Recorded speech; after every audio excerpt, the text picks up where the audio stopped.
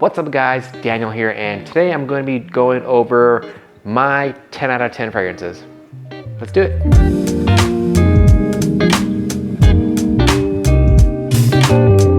Hey, what's up guys? Thanks for tuning into this video today. And before we get started, do me a huge favor and hit that subscribe button and that like button and that little bell to let you know when I upload. And also before we get into this list, I just want to let you know that for this video, there's not any certain type of criteria that's gonna make these fragrances 10 out of 10. These are just my 10 out of 10 fragrances that whether they're very, very unique to me, or another big thing to me is that they're very, how can I say it, nostalgic to me. So when I smell them, they are gonna bring back a memory to me. So that's kind of, I guess, my criteria for a 10 out of 10 fragrance. So let's get started. So coming in at number 10 is going to be Jean Paul Gaultier's Lhomme Le Parfum.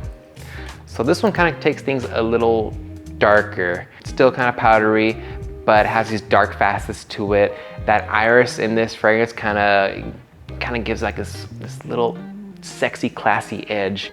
When I first put my nose on this fragrance, it instantly was a love for me, so I had to purchase it.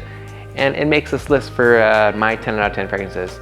Jean Paul Gaultier's Lhomme Le Parfum. Coming in at number 9 is going to be Kenzo's Power.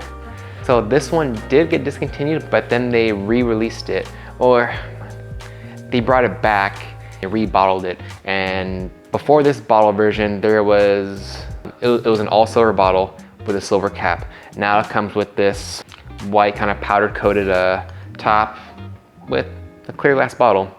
I believe it did get reformulated because I know the original did last a long time for me. This one kind of lasts a few hours and it kind of goes away. But again, you guys know me, I'm not too big into like beast mode fragrances when it comes to longevity. So this one, very, very floral, very powdery as well, but it doesn't lean too feminine.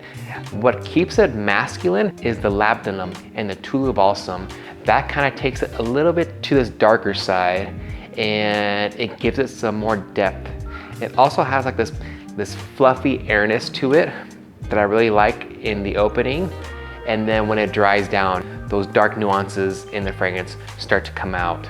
You have to be into floral fragrances to enjoy this. But coming in at number 9 is going to be Kenzo Power. Coming in at number 8 is going to be Guerlain Homme. And this is going to be my favorite mojito set. So it's very fresh, very uplifting, very sparkly on the top too.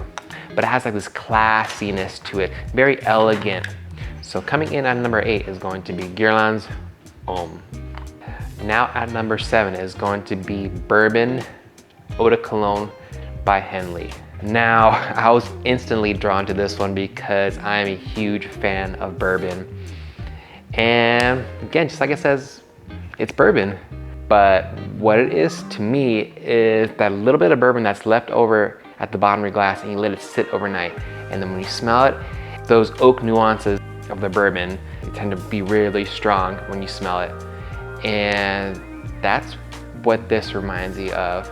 It's very oaky, very vanilla-y. It has this little lighter nuance. I'm not sure if it's some type of citrus in here that's gonna freshen it up. It takes things to a more aged bourbon with that heavy oak and vanilla in there. So coming at number 7 is going to be Hendley's Bourbon Eau de Cologne. So coming in at number 6 is going to be Guerlain's L'Homme EdC. Now this does have the original DNA of the L'Homme EdC line, but with the added notes of leather and cherry.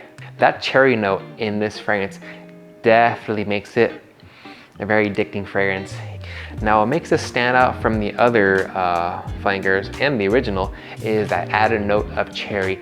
It's almost kind of like this cherry liqueur that gives it this sweet tartness to it, and the leather kind of gives it this little bit of sharpness to the fragrance.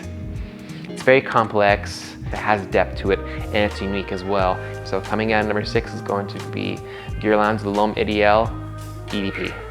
Now coming in at number 5 is going to be Savage Absolute by Jsquared. Now unfortunately I only have a 10 milliliter bottle of this, and I freaking regret that I did not buy a full-size bottle, because this is the fragrance that turned me on to floral fragrances. The perfumer, Roberto Alfaro, ended up going to Parfum Institute out in France, and now he's doing much bigger things. And dude, if you're watching this, he does such a good job in this, man. I freaking love this stuff. But what he created with this perfume is just a masterfully crafted floral fragrance that any man can pull off. It is just such a beautiful, such an elegant floral fragrance that has so much depth to it, that it is also, I've never smelled anything like this before. There's not much I can say about this stuff other than this is my favorite floral fragrance of all time, and it probably will always be my favorite floral fragrance. Coming at number 5 is going to be Jsquared Savage Absolute. Now coming at number 4 is going to be none other than Dior Homme's Intense. Very iris heavy, cacao in there as well. It's dark, it's powdery, it's seductive, it's so sexy. If you're an iris fan, this has to be in your collection. But easily one of my favorite perfumes of all time. This is going to be Dior Homme Intense. Now coming at number 3 is going to be Parfums de Marly Layton.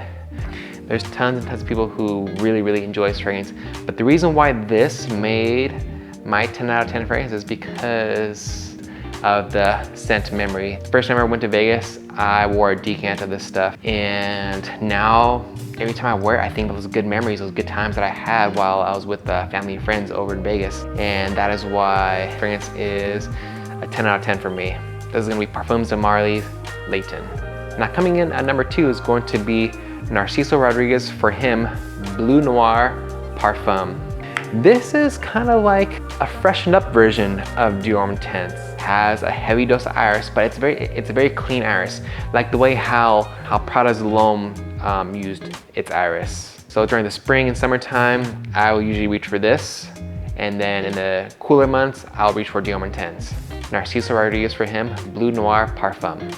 Now coming in at number 1 is going to be Prada's Lhomme Intense. Now again, just like the Layton, there's a certain scent memory that is linked to this fragrance, and that is when my wife and I went out on a date night over in San Diego to this kind of blindfolded dinner tasting thing. And it was great, but then some of the food they served was a bit odd. But anyways, this stuff, whenever I wear it, it automatically takes me back to those moments that I had with my wife. And that is the reason why this is such a special fragrance to me. It reminds me of her, it reminds me of those great times I had with her. So that's why this fragrance made it to my 10 out of 10 best fragrances. So that's going to be Prada L'Homme's Intense. And there you guys have it. Those are my 10 out of 10 fragrances of all time.